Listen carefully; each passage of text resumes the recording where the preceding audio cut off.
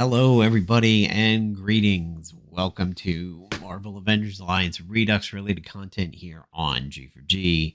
It is your typical expected host, Napalm Dawn, and today we're going to have a little bit of a PVAI discussion for some PVAI setups that are going to be happening when Beta 6 drops. Again, as always, going to have to do the typical disclaimer at the beginning of the video. I don't have any news yet as to when Beta 6 is going to drop, nor is there going to be any discussion on mobile versions. Clearly, I do not have any estimates on when Beta 6 drops. Forget about hard knowledge of a specific date. I really don't have any estimates at this time, but I do have an update that I want to pass on to you guys that was put out in Discord today, as it is something I think you guys need to be aware of and plan for. So over on Discord, we had a announcement back when Beta 6 was announced as being delayed. There was also some other announcements that were brought up, and it was a mixture of April Fool's Day stuff and reality. During my stream today, Agent Hydra happened to say, hey, what ones do you think are real and what ones do you think were possibly April Fool's Day content? Because this discussion actually happened to be happening on Discord over the last day or two. Of these 6, which ones were actually real and which ones were potentially fake? And some of them, I think, could have been real with some tweaking, like an agent uniform that will allow the agent to switch class in battle. That sounds ridiculously overpowered if the switching is a quick action. And I said, well, it could be real if perhaps switching classes winds up putting you on a cooldown for that round. That it isn't a free action or quick action, that it is a full action. This way you can't immediately take advantage of it. Sort of like a summoning sickness in Magic the Gathering. So we were having that discussion on stream, and one of the ones that is in the announcement over here is continuing with PVAI. Your last battle each season will come against a specifically crafted team made up by the devs.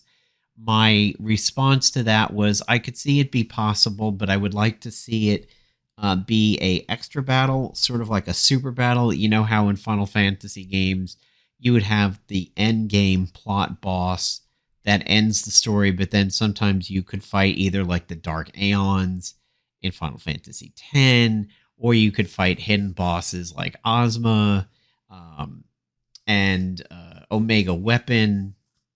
Well, not really Omega Weapon. I'm thinking of the robot from the super high powered mech that is in Final Fantasy 1 on the bridge.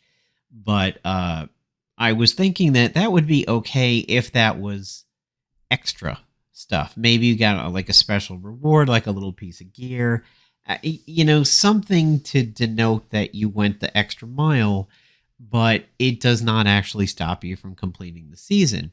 Well, another one of the PVAI discussions was a feature we will be introducing is limiting what heroes will be available to use each season. This may be as easy as a class limitation, team restriction, or a random group of heroes thrown together that you'll have to find the best strategy to win your battles. Don't worry, of course, the agent will still be present. Now, Marvel Future Fight actually does this with one of their world boss contents that show up. The teams generally have a theme, but they are kind of random. Like they might be some Guardians of the Galaxy. They might be like Hyperion and 2 other people related to Hyperion. Stuff like that. And generally it's not hard to top out the mission and get all the rewards you want, but it does tend to be random. Well, the team has mentioned today, April 16th, that the number 1 item over here, the random, not random teams, but the team with restrictions, is in fact going to be what is happening with PVAI once Beta 6 drops. Now, Is this going to be something that is permanent and will make it into the final versions of the game? That still has to be said. The team has discussed that they thought this might not go over super well with the fans, but the reaction on Discord has been pretty solid to it. So they're definitely being encouraged by the feedback that they're hearing at the moment. However, once Beta 6 gets into the hands of people and we have thousands upon thousands of people playing it, that is when the real feedback will show up. And this is going to be a feature in Beta 6. This is not a future feature announcement for the final version. This is a Beta 6 related one. So, as Dubs has said in the announcement channel today, based on discussions related to the April Fool's Day announcements, we're going to reveal one of them as being true. And the reason why we're revealing this now is so that you can begin to prep for it. Starting with PVAI Season 2, in other words, the cable season, tournaments will have the restricted roster. So now what this means is that when you unlock the PVAI tournament number 1, which is the Deadpool season will not have restrictions. You will be able to go through that season with your agent, with whatever gear you have, with whatever heroes you have. There you go. Pretty standard stuff that you would think about there. So if you wanted to do my old team of Up the Irons, which was like Iron Man and Iron Fist, that's available. Liberty's Torch, which was Captain America, and Human Torch, or you could even say it's the Chris Evans team. That's all well and good. Iron Man and War Machine, flying buddies, helmet buddies, any of that kind of stuff. You will be able to go through the Deadpool season unrestricted. Now, to kind of explain what's going to be happening with the way PVAI works, Beta 6 and going forward, practice missions will be available. The normal battles will count towards the tournament. You have to clear X amount of battles per season to get the adamantium rank. They are not timed. They are evergreen. However, they are linear. In order to do PvP Season 2, you need to beat Season 1. In order to do number 3, you need to beat Season 2, so on and so forth. And of course, you get the gear, you get the heroes, you get the suits, everything you would have back when the game was live, comparable to 2012 and 2013.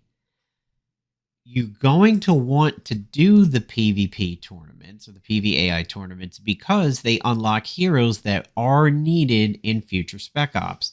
So, for example, once you get around Spec Ops 5 and 6 or so, you're going to see Deadpool is needed in a deploy in a mission where there's an epic boss. You're going to see Cable is needed. You're going to see Punisher is needed. So you can't just sit back and ignore PVAI, as you will then start to be behind on your hero count and you will not be able to go through certain Spec Ops.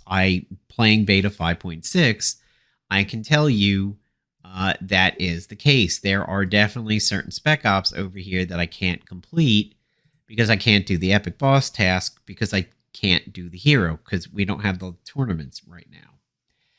So you are going to want to make sure you can be accomplished in the PVAI tournaments and everything. So Dubs continues and says, "This is not a decision we took lightly. We consulted a professional game designer, and she provided us with advice to assist in decision making. Our concern was that PvP, our concern was how can we make the mode function outside of the original intent, which was an experience that allowed all players to compete against each other to see who created the best strategy. The problem was that it wasn't really a true player versus player experience. All of us who played know the feeling of dread that came with logging in and seeing just how much ELO you lost overnight. It's because while you were sleeping, your defense was getting hammered. Get it? Worthy pun, hammer. Not funny. Anyway, by people all over the world, and they were always able to react to your setup, whereas the AI controlling your defensive team was running a set script of actions. Now, I think it is actually a little bit more complicated than Dubs makes it out to believe here. The reason why I say that is I have still plenty of proof and screenshots that you can wind up even going into the positives overnight if you set up a good and smart team. I talk about this one match on my stream all the time where I fought an agent who set themselves up with the right gear that unless I was running psychic attacks or magic attacks, he was phased every turn. And the way that he set his gear up with like the blink boots and signpost and everything, because remember, if something is subtle, it doesn't take you out of phase. And like the signpost was subtle. So he was able to keep his stamina high and his health high by using the signpost and not coming out of phase. When he would come out of phase, he was able to like go right back in because of the cooldown on the blink boots. It was a phenomenal setup, and it was a setup where I had to quit the fight because I could not get to him while he was phased. I didn't have any magic. I didn't have any psychic on that team. To me, I want to meet that person and shake their hand and say, A, dude, you fucking got me. B, that was a really smart setup. Not one that I think was ever talked about. It wasn't cookie cutter. That person, male or female, they used their brain to the extent that maxes out the PvP experience there. Really, really good setup of team. And then, of course, we always had the cookie cutters of the Worthy, the Cloak and Dagger Spitfires, the Triple Blaster blow up when that happened, Blade and Spitfire when he had that broken ISO, and that was Team Spitblade.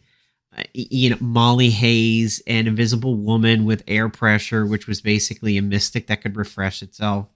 Doom, that was a big thing for a while.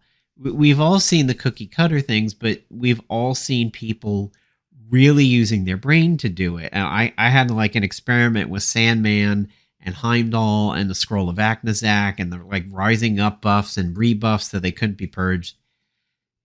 Sometimes, for example, P5 Emma Frost, P5 Colossus, P5 Emma Frost with that pre-firing infiltrator ISO and everything, you could make really smart defenses that are really tough to penetrate. There's a Kingfisher video out there where Kingfisher fights my defensive team. And at the beginning of the match, he states how scared he is seeing the team.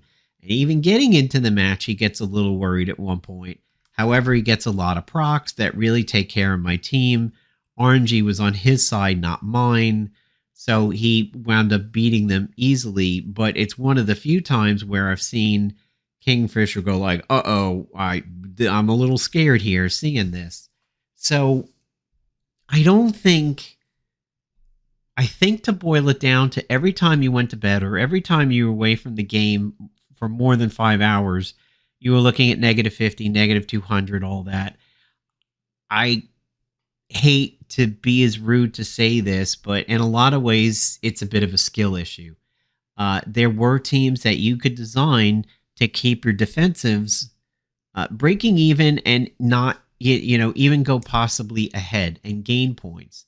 And I have proof of that. I've got screenshots of going to bed and waking up and seeing plus 22, plus 15, only negative 8 and everything. You could do it. Now, not all seasons were really skewed in favor of defensive teams. It was like you couldn't build a defensive team to save your life. But it was certainly possible. So I kind of don't like boiling it down to having an ulcer attack upon waking up and seeing what happened with your defense. Did I get negative 200s in my time, especially at the end of the season?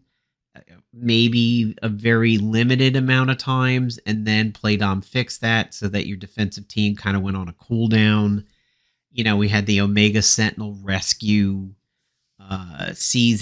couple seasons there where they were on defense and they slowed down your defensive. You slowed down how many times your defense was attacked and everything like that. So I'm a little loath to just simplify it like it is here, but okay. So we had our solution, as Dub said, and to keep the system basically the same, just with preloaded defenses, running with a script with a better AI at higher languages at higher tiers, for an increased challenge, but we still faced a couple of issues. How do we combat the repetitiveness of the new PVAI? And how do we maintain the spirit of the original game to prevent players from advancing far into PvE as possible and using characters who were not available at the given time of the PVAI season? Now, the number 2 on this one, how do you get it where people are doing PVAI in a timely manner and they're not blitzing the story content and then going back in a very equipped manner and doing PVAI? Well, the thing is, certain spec ops, past a certain point, like we said, requires PvP heroes to get through the tasks and to get the final character. Valkyrie, Rescue, Damien, all those characters eventually start requiring you to have PvP characters to get through the spec ops. So holding off on PVAI forever is a limiting factor. It is a gate, and that gate is you won't be able to do the spec ops. Yes, you'll be able to go through like Mockingbird and Emma and Magic and some of them before you start hitting that need to have a PvP hero, but eventually things will come to a screeching halt. You will be at the point where you've unlocked all the characters through the story progression, and you will then hit a point where your Spec Ops characters are not going to unlock for you because you need the PvP characters. So to sit there and say, well, you could just leave PVAI to the very end and then blitz it, that isn't exactly true because the Spec Ops act as a gatekeeper. If you want to do the Spec Ops, you have to do the PVAI. So I have some disagreement with this point a little bit. But both of these questions led us to adding the roster restriction. We hope it prevents players from just skipping over the mode entirely until they can almost unfairly breeze through each PVAI season. My reaction to that is middle of the ground. I could see people doing some of my tips where, like, you sit in the Valkyrie Spec Ops for a couple days, and then you can pick up Roar of the North on the Daily Spinner. Or you sit in the Ghost Rider one, and you pick up the Hot Shot. And maybe you do a little bit of that one, you get the signpost, you're like, okay, now I'm ready for PvP. I got the signpost, I got the Hot Shot, I'm going to be stunning everybody, I'm going to hitting them with big burning damage. I'm going to live forever because of the signpost and everything like that.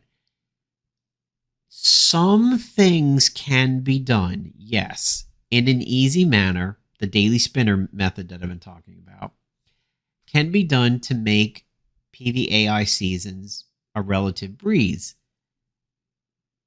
Again, you're still dealing with natural roadblocks there. The Hot Shot has cooldowns, the Roar of the North has cooldowns and all that stuff. So there's only so far you could go if you're going to say, I'm going to build up a reasonable armory and then attack PVAI. There's a bit of a limit there. You can do certain things, but I don't think you can do everything. And again, the quality of the weapons you win in PvP are also going to be useful in passing PvP, so you're going to want to do it. The restriction will require you to have a diverse roster, test your strategy, and ability to find synergies that you may not have thought of or encountered, not just march out the same team for 5 straight seasons facing the same old teams. And he says, I can hear some of your questions now, so let me go ahead and answer them. What are some of the restrictions we might expect? They could be simple. Our goal is to ensure that you have a large enough hero pool to develop good attacking teams for the whole season. Now, admittedly, you never have to worry about setting up a defensive team, so your PVAI experience is already that much easier. Restrictions could be based on teams such as Avengers, mutants. They could be based on class, physical characteristics, and other things. It's going to be similar to those daily missions we had in the last few years of when Marvel Avengers Alliance was live, like the Blaster Daily, the Tactician Daily, Ladies Night, the Symbiotes, all of that. The more youthful heroes like we had in that one Spec Ops where it was like the Runaways you were using. We will also be including the previous season's reward hero and the restriction, regardless of what the restriction is. So once you're in the Cable season, Deadpool will be available to use. Once you're in season 3, Cable, which comes from 2, will be available to use.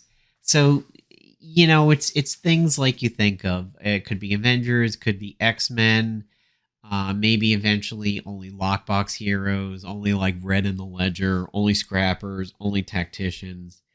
An interesting one I can think of for that would be to take a line from the Marvels movie Captain My Captain, where it's only Captain people that you can use: Captain Marvel, Captain America, Captain Britain, Captain Cojones, whoever gets announced for the future.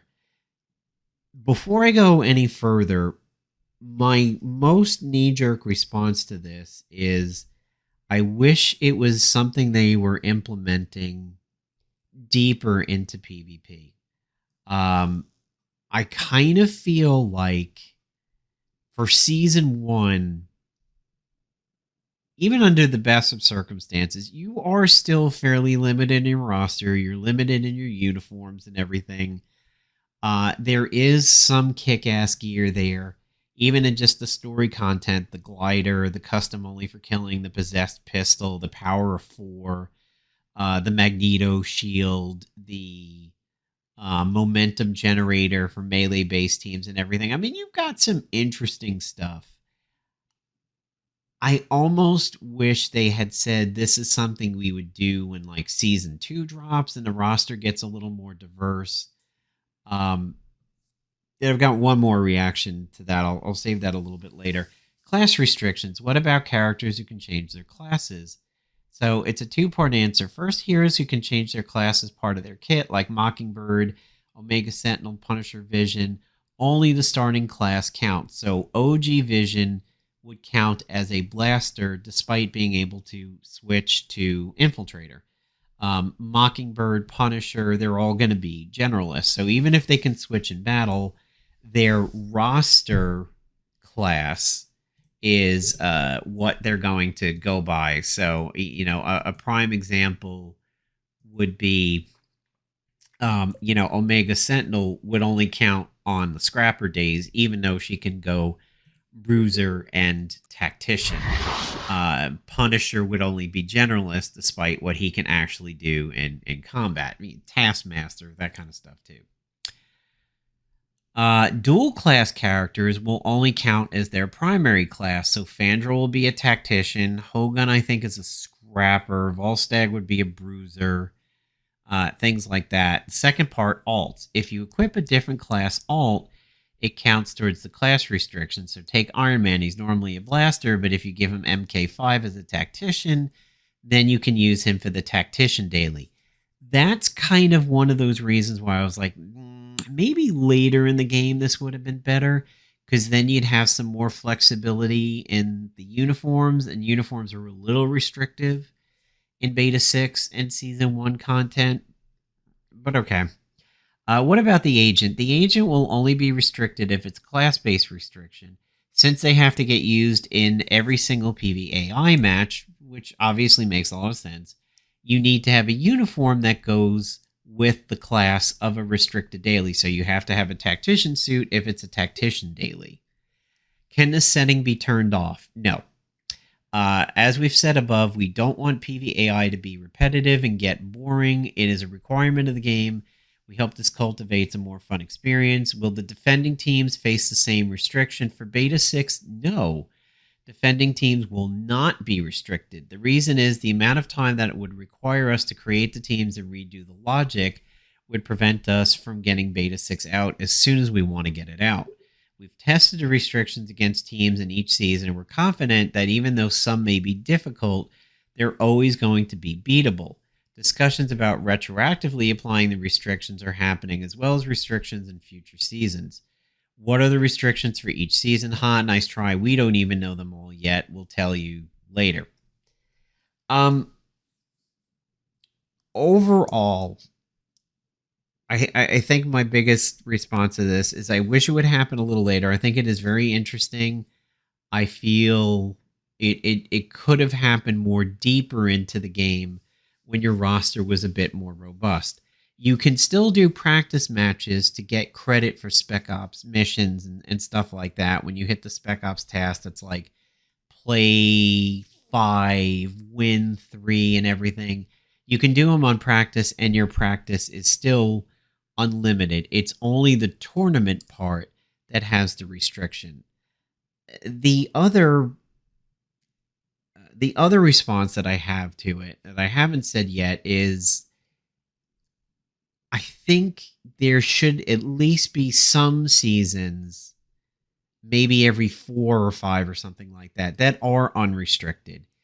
Because eventually you're going to get to that point where I think people were excited to redo certain teams in their PvP history. And you can't bring them out if they don't fit one of the restrictions. So I'll take an example. X-Force Archangel, X-Force Psylocke. This could actually be a team. Maybe there will be an X-Force season, or maybe, the mutant season, it could work. But it may occur too early. Like, I like to use the Mark of the Brotherhood with X-Force. The first time I did X-Force Psylocke and X-Force Archangel, I used Mark of the Brotherhood. Maybe a mutant-only season comes out before that piece of gear drops. And then when that gear drops, I can't do that setup because maybe it's blasters only, and then tacticians only, then Asgardians only, then Guardians of the Galaxy only. I think for some people, including myself, who had plans for certain teams that they wanted to do, they wanted to relive, they wanted to put videos out again, maybe share them with the community and be like, hey, you may have slept on this team back in the day, but let me show you what they can do. To me, my suicide teams from later in the game are ones that I think of for that. The X-Force teams are another one. When am I going to get to do that? That is a little bit of a disappointment for me. Is if I had certain planned teams that are just too chaotic to ever fit a restriction, I may never get to do them. And sure, I can do a practice video on them and I can show them off. But what is the point of me showing off a team that I've designed in practice videos if they can never actually be implemented? Like, what is the point of showing you this amazing car that is a 4-cylinder car that gets mileage out the yin-yang and speeds faster than electric cars and acceleration faster than electric cars, that like never gets designed, never gets built, never gets made? So like, what's the point? It is a little bit of a detracting factor I have in this, and I hate to be the Debbie Downer or the negative Sally on it, but where does that leave the people who had certain plans? And they may find these restricted seasons never line up with the plans that they have. So maybe to offset that, a good possibility could be to do some unrestricted seasons and everything. And I think that could be a fair way of doing it. Here's an example right now. This is a farming team that I use to farm stars very quickly for certain tasks and certain unlocks. This is a really good setup of gear that I have on my agent right now. And this could be the kind of team that Dubs is saying, like, we don't want you just to make this team and steamroll a whole bunch of tournaments and everything. And I mean, yeah, I just basically like one-shot the team there. So I see his point. But what if you were the type that didn't do so well with PvP back in the day? You were sort of that PvP nerd who was thrown in every locker possible in high school and everything. And now you're out for revenge. Now you're like, I know what I want to do. I know the gear I'm going to use. I know the heroes. I am going to get so much revenge on the PvP portion of this game. and it never winds up fitting a restriction. Like, where does that leave that person? Or a person who had not teams that were designed to get through every season, because I've had amazing teams in my PvP history, but they generally had a stopping point where something changed, or a character was released, or gear was released, that you couldn't just use that team more than 3 or 4 seasons in a row. Even Iron Fist and Molly Hayes eventually took a nerf to stamina, took a nerf to Iron Fist and stuff like that. So there were natural breakpoints where the meta never got super stale. The worthy kind of persisted through every meta after they were released. Right at the end, though, you had the mighty weapons that kind of countered what the worthy did, but then the game died before you could ever really use them. I'm not throwing up fireworks in the air over the announcement. I'm just in a mode of, well, we'll wait and see. But I do have some of my own things, and I'm sorry to say, team, I do have some of my own things where I am a little disappointed on it, and I wonder if I will ever be able to enact some of the plans that I had. But that's where we sit now. That is what is going to be happening for PVAI once Beta 6 drops. The first tournament will not have the restrictions, so you'll be able to gain Deadpool with whatever teams you want. But then after that, starting on the cable season, you will start facing these season themes where you might be restricted to only blasters, or you might be restricted to tacticians, only Asgardians, only Guardians of the Galaxy, only space characters, only Earth characters, and everything. Some things I gotta admit, like, are gonna be tough. Like, what if you're in a season where a lot of defensive teams heal, but it's like blaster only, and you don't really have access to despair gear yet, and the only one you could use to help you is Thane. Like, Thane's despair is like the only thing you could use, kind of like the symbiote daily. If you remember that, the symbiote daily was blasters only. Oh my god, I hated that daily. I had to use Thane because of his Black Hand move. I will wait and see per season what the restrictions are before I truly pass judgment. But for now, consider me sort of middle of the roading on this. I see some things that are fun and entertaining. I see some things that may be unfun and overly restrictive and could cancel people's plans. So I will see you guys hopefully in the next Beta 6 video when I get any more information on it. Take care, guys. Have a good one.